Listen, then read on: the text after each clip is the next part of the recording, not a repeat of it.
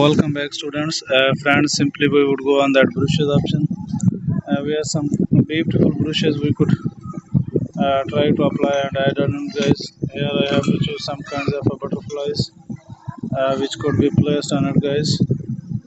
And here are some kinds of other flowers we could also add on it. Like you could watch it on the screen.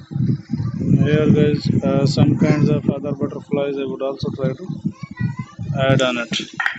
And you could see that how awesome our picture is going to be looks on it.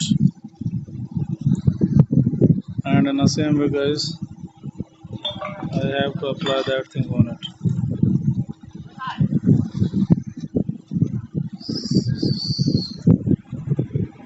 Here, guys, I have to apply that one.